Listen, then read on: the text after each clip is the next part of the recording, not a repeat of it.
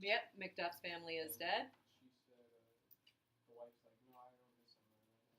Like, I could just get 20 more. Yep. Get them all done. That's right. Apparitions is full. Huh? Apparitions is full. All right, good for you. Oh, thank you. No, the apparitions. You're right. So we have the apparitions. I'm concerned with where we're going in England. Where are we in England?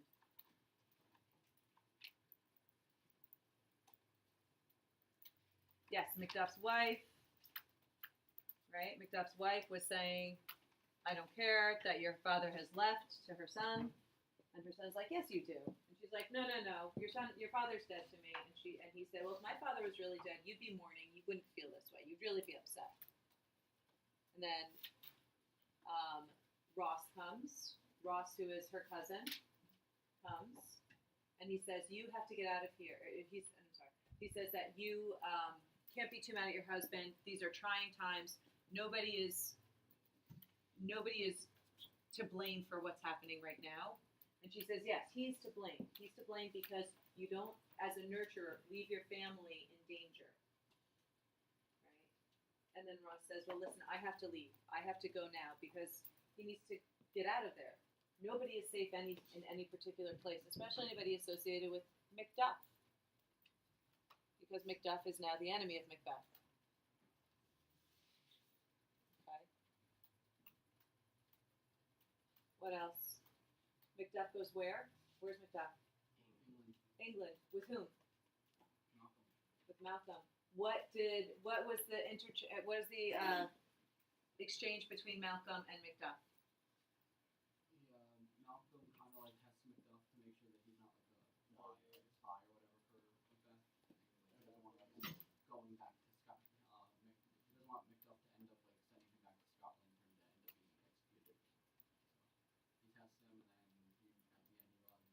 my side. Didn't he say something like the only lie I ever told was the one I just told you now, just to test you or something? Good. So what are the things? What are the three things? Again, these threes coming up again. Malcolm says to Macduff, number one, what's his first problem with his being a king? What does he say is the first thing that's wrong with him? He's very full of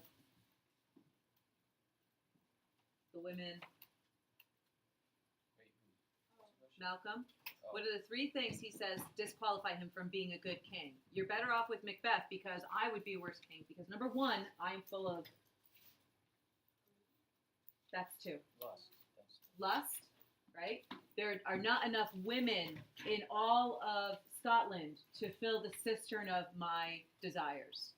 And Macduff says, well, that's not really a great thing, but you know what? We have plenty of willing women who would be happy to satisfy your desires. Number two, greed, right? And he says, not only am I greedy, there's not enough in any treasure box to fill my greed. I would want to take all of my nobles' land. I would want to take their riches. I would want to take everything I possibly could. And Macduff says, this is a little bit worse. It's a little bit worse that you want to take all of our money, but we'll still let you do that because that would still be better than Macbeth. What's the third one? Not religious. He has no redeeming virtues. He does not honor God. In fact, every good deed that he could think of, he would rather pour into hell. He would rather pour into hell. He is not honest. He is not virtuous. He does not worship God. And Macduff says, no, you're not. Forget being fit to rule. You're not even fit to live. You're not fit to live. Your parents were the epitome of godliness. They were the epitome of all of the kingly virtues and queenly virtues. And he gives up. And it's then that Malcolm lets him off the hook and says, no, I'm, number one, I am a virgin. I've never even known a woman's touch. Number two, I'm not only not greedy, I don't even want the things that I have. I'm happy to have nothing. And number three, I'm very religious. I love God, and I've never lied before in my life. In fact, the first lie I ever told is this one, to you, to test you. So that's where Malcolm goes. Okay? Ross comes in at that moment and gives what news? What's the news Ross gives? His family died. Macduff's entire family has been surprised at their castle. All of Macduff's children, his wife, his servants, anybody that was in the house at the time is gone. What's Malcolm's advice? What's Malcolm's advice to Macduff at this point? Avenge his family. Avenge your family. Don't wallow in this. Don't get wrapped up in your sorrow. Instead, turn your greed into a whetstone on which you sharpen the knife with which you seek Macbeth. Okay? Make a whetstone of your grief and sharpen your blade on it. Do you know what a whetstone is?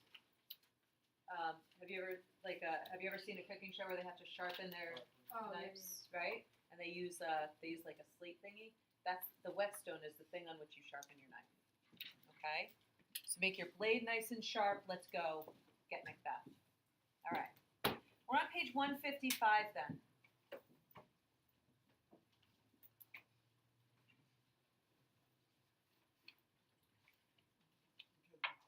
What's the date? Today is the 6th. Wait, we're gonna start at Act 5.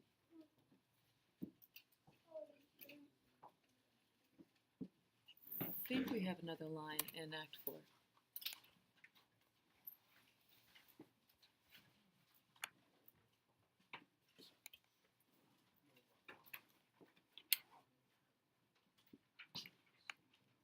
Go we to the king. Our power is ready. Our lack is nothing but our... Okay. King. Okay. Macduff. Oh, I could play the woman with mine eyes and braggart with my tongue, but gentle heavens, cut short all intermission. From front to front, bring thou this fiend of Scotland and myself. Within my sword's length set him. If he scape, heaven forgive him too.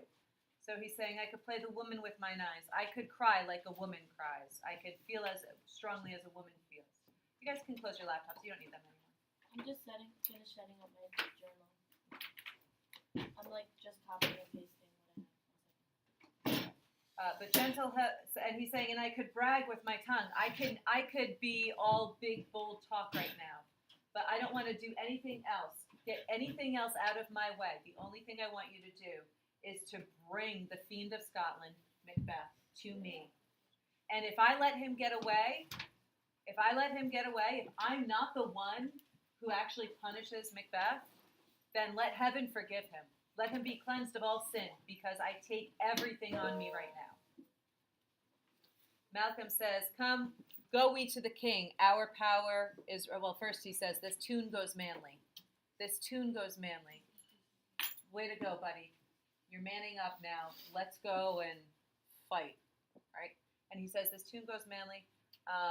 They're going to go to the king. Our power is ready. When he says our power is ready, not just their individual power, but the many, many troops that they've been given by England to attack Macbeth.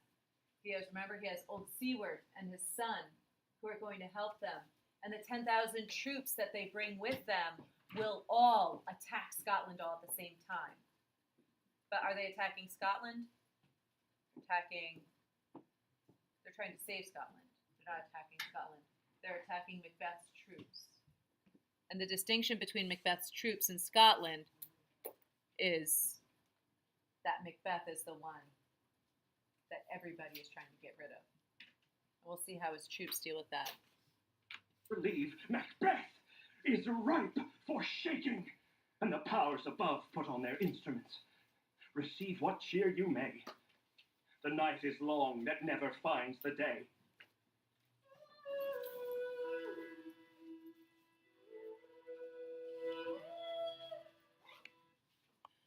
Now we come into Act 5. A gentlewoman who waits on Lady... Page 161. 161.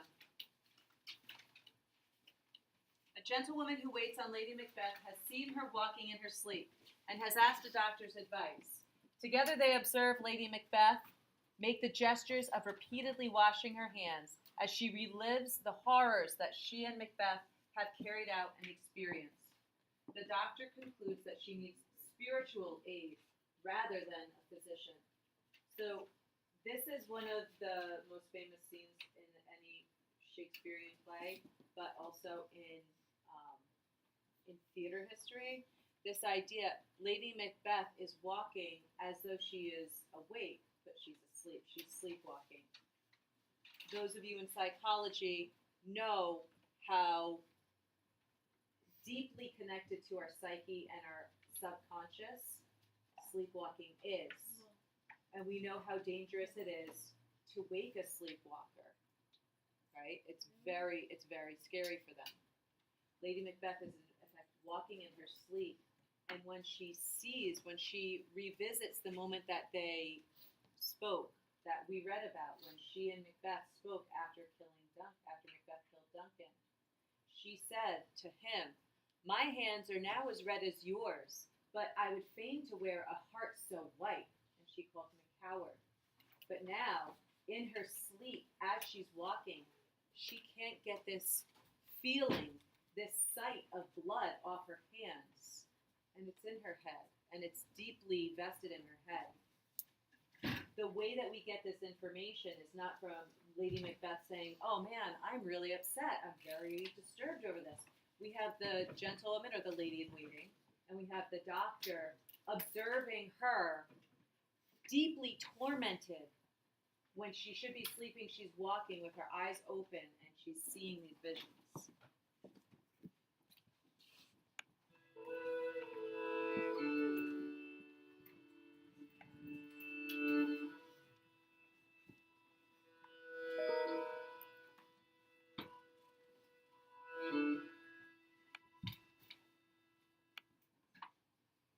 I have 2 nights watched with you, but can perceive no truth in your report. When was it she last walked? Since His Majesty went into the field, I have seen her rise from her bed, throw her nightgown upon her, unlock her closet, take forth paper, fold it, write upon it, read it, afterwards seal it, and again return to bed. Yet all this while in a most fast sleep. A great perturbation in nature to receive at once the benefit of sleep and do the effects of watching. In this slumbery agitation, besides her walking and other actual performances, what at any time have you heard her say? That, sir, which I will not report after her. You may to me, and 'tis most meet you should. Neither to you nor anyone, having no witness to confirm my speech. Enter Lady Macbeth with a taper or candle. Oh, here she comes. This is her very guise, and upon my life, fast asleep. Observe her, stand close. How came she by that light? Why, it stood by her. She has light by her continually, 'tis her command. You see her eyes are open. Aye, but their sense are shut.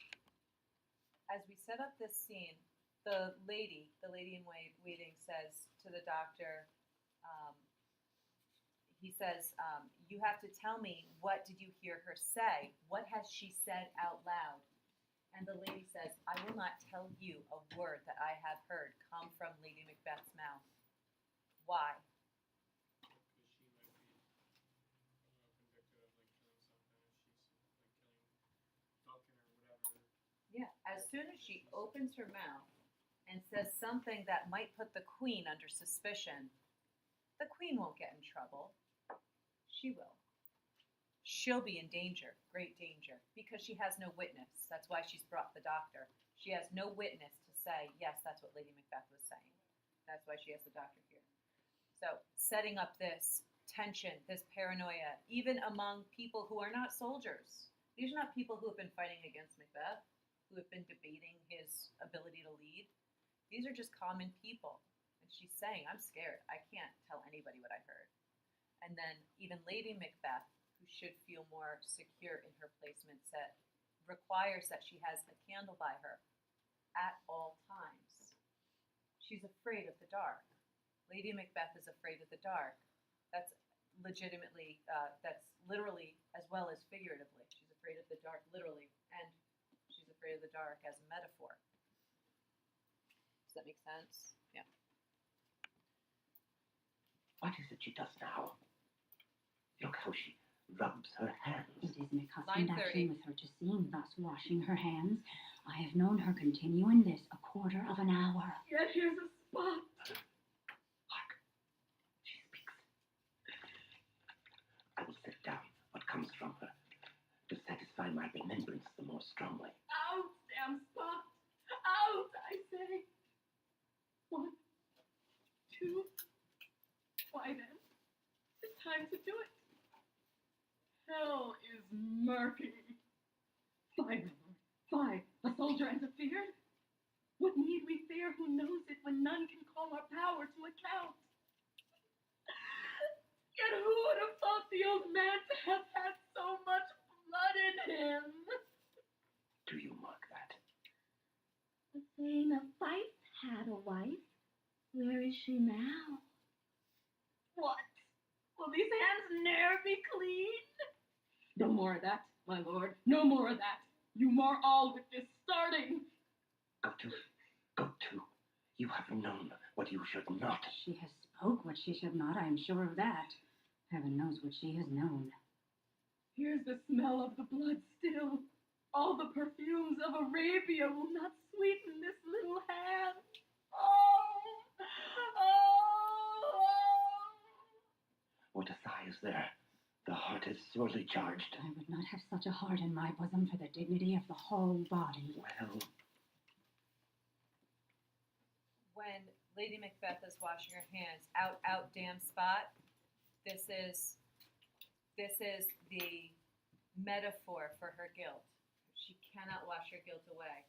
It's a metaphor for her guilt. It's also something that gets referenced a lot in pop culture, in songs, in plays, in TV, and it becomes a parody. Out, damn spot. Like you'll see somebody on a carpet cleaning something, and they'll be like, out, damn spot. And it's a reference to Macbeth, and it's supposed to be funny, but it does come from this very charged moment in this play. Lady Macbeth in lines 44 to 47. The Thane of Fife had a wife, where is she now? Okay, the Thane of Fife, Macduff is the Thane of Fife. Macduff is the Thane of Fife. His wife is dead, his children are dead. Lady Macbeth knows all this. She's not only recounting her own grief, but the grief of everybody else. And will these hands ne'er be clean? She mentions it again. My hands, I can't get them clean. Jump down a little bit to line 53. Here's the smell of the blood still. All the perfumes of Arabia will not sweeten this little hand. We heard Macbeth say that the blood on his hands from killing Duncan could not be washed in all of Poseidon's oceans. Rather, instead of the sea, the green sea, cleaning his hands would make the entire sea red. It talks about our actions not only having consequence, but the consequence being multiplied. Right? It's not just a result of the action. The consequence has consequences, and it has a ripple effect moving out. Right? And it's not like there's a smell on her hands that she can't get out. It's no matter what she does, she will always smell this. It's not literal. It's affective. Okay? She will never be able to get rid of this guilt. Right? Macbeth knew it before he killed Duncan. Lady Macbeth is experiencing the consequence of that now, not only because the Thane of Fife's wife is dead, not only because there's stuff happening in the world, not only because she can't sleep very well, but because she knows she will never be free of this torment she's giving herself over this. The consequences are not just external, they're internal. Page 165. Well, Pray God it be, sir. this disease is beyond my practice. Yet I have known those which have walked in their sleep who have died holily in their beds. Wash your hands. Put on your nightgown. Look not so pale. I tell you yet again, Banquo's buried. He cannot come out on's grave. Even so, To bed, to bed. There's knocking at the gate. Come, come, come, come. Give me your hand. What's done? be undone. To bed, to bed, to bed. Will she go now to bed? Directly. Foul whisperings are abroad. Unnatural deeds do breed unnatural troubles. Infected minds to their deaf pillows will discharge their secrets. More need she the divine than the physician, God. God forgive us all. Look after her. Remove from her the means of all annoyance, and still keep eyes upon her. So, good night. My mind she has mated and amazed my sight. I think, but dare not speak. Good night. Good doctor. That last little passage from the doctor, foul whisperings are abroad. What does this mean? This passage from line 75 to 83. Foul whisperings are abroad, and I think but dare not speak. What does the doctor put together? What does the doctor put all together from Lady Macbeth's? Can we call it a confession? We can call this a confession, right? A confession not only about Duncan, but what else? Banquo. State of Fife. Lots that she's unloaded here. What does the doctor put together? What does the doctor's closing statement here mean to us? He's not going to say anything about it. And what else does he bring in? Line 75, it starts. Foul whisperings are abroad. Unnatural deeds do breed unnatural troubles. Yeah. I think he's thinking about, like, after what Lady Macbeth said, like, about her confession and all. I think he like realizes now that like the king and queen have done a lot of like bad deeds and stuff, like murders and stuff. Like he's already like figured that all out, and he's like, I can't speak because I don't want to. Yeah. And also, Their own troubles. the trouble will come to them because there are foul whisperings abroad. There are rumors going around. And now he's just received confirmation directly from Lady Macbeth's mouth that these rumors are true. Right? So he's amazed. He doesn't know what to do at this point. And he does say, she doesn't need me. She doesn't need a physician. She needs God. She doesn't need a physician. She needs God. There's no help for her, except for she frees her soul. She frees her spirit. Okay, so enter in scene 2. A Scottish force in rebellion against Macbeth marches toward Birnam Wood to join Malcolm and his English army. So this is a Scottish army. This is people in Scotland right now going to retaliate against Macbeth. They're meeting up with Malcolm and Ross and Macduff and everybody that they've brought. Where are they? Where are they meeting up? What's the name of the place? Birnam Wood. Why is that familiar? Why have we heard Birnam Wood before? The apparition. The apparition said, don't worry about anything until Birnam Wood marches right up to your door. All right. Drums and colors enter Menteith, Katniss, Angus, Lennox, and soldiers.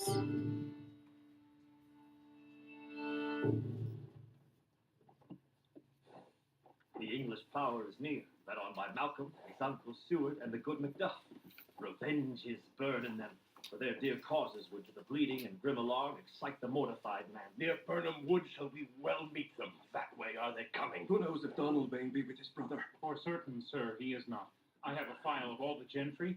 There is Seward's son, and many unrough youths that even now protest their first of manhood. What does the tyrant? Great Dunsinane he strongly fortifies.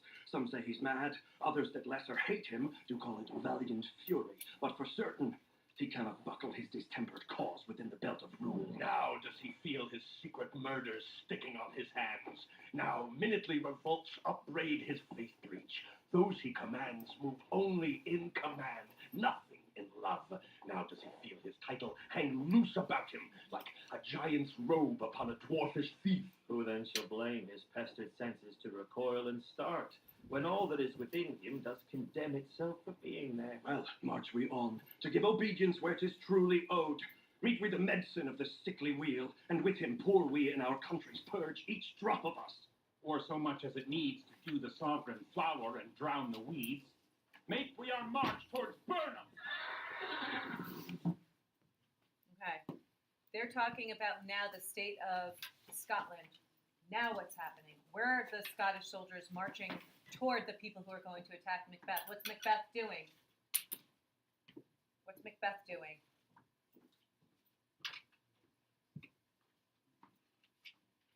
What is Great Dunsinane? What is Dunsinane the name for? Oh, he's 45. He's fortifying his castle. Dunsinane is the castle, right? Don't worry until the Burnham Wood, which is the wood outside the castle Dunsinane. Don't worry until that marches right up to Dunsinane. He's fortifying Dunsinane. He's making sure. I mean, like you see in those war movies where like they start loading the cannons and they start mounting the troops up on the balcony things there, and they start to get ready for war, making sure everything is closed up, making sure everything is safe and as protected as possible. How do the people that he commands feel about him? Line 15. Some say he's mad, others that lesser hate him do call it valiant fury. What does that tell us? Do they like him? What words give us the indication of how these people actually feel toward him? They lesser hate him. They lesser hate him. They don't hate him as much as everybody else does, but they still hate him. Right? That means they still hate him. Those he commands, line 21. Those he commands move only in command, nothing in love. Right? You're not going to march forward and put your life at true risk for somebody you don't feel is the right person to lead you. You're not going to put your life on the line for him. You'll do everything that you have to do to say, yeah, I fulfilled my job. Have you ever had a job that you loved or something that you felt like you needed to do your very best at? Maybe it's the difference between your sport or your extracurricular activity versus your job at the local store, your job at Mark's, your job at Dairy Queen, your job at A&P when A&P was here. Right? Does that make sense? Some people actually really love their job, though. Some people really love that connection to their job. So now all these men are going. They're letting us know how they feel about Macbeth. They're also letting us know how the feeling of the other soldiers fighting for Macbeth feel toward Macbeth. They're loyal, but it's not out of love. They're loyal out of the sake of their job, right? Okay, so scene 3. Reports are brought to Macbeth of the Scottish and English forces massed against him. He seeks assurance in the apparition's promise of safety for himself, but he is anxious about Lady Macbeth's condition and impatient with her doctor's inability to cure her. What time do we have? Okay. Enter Macbeth, the doctor, and the attendants. Bring me no more reports. Let them fly all. Till Burnham Wood removed to Dunsinane, I cannot taint with fear. What's the boy, Malcolm? Was he not born of woman? The spirits that know all mortal consequences have pronounced me thus. Fear not, Macbeth. No man that's born of woman shall e'er have power upon thee. Then fly, false thanes, and mingle with the English epicures. The mind I sway by and the heart I bear shall never sag with doubt nor shake with fear. The devil damn thee black, thou cream-faced loon. Where got'st thou that goose look? There's 10,000 geese, villain, soldiers, sir. Go prick thy face and overred thy fear, thou lily-livered boy. What soldiers, Patch? Death of thy soul, those linen cheeks of thine are counselors to fear. What soldiers, Wayface? The English force so please you. Take thy face hence. Satan! I am sick at heart when I behold Satan, I say! This push will cheer me ever or deceit me now. I have lived long enough. My way of life is fallen into the seer, the yellow leaf. And that which should accompany old age as honor, love, obedience, troops of friends, I must not look to have, but in their stead, curses, not loud but deep, mouth honor, breath, which the poor heart would fain deny and dare not. Caesar! What's your gracious pleasure? What does Macbeth realize? Starting from line 25. What's his understanding of his situation in life? He's lived long enough. He's lived long enough, right? His time might be up. And what if he were to live to old age? What would his old age look like? Ugly. What would he not have? Look at lines 29 as honor. Look. What things won't he have?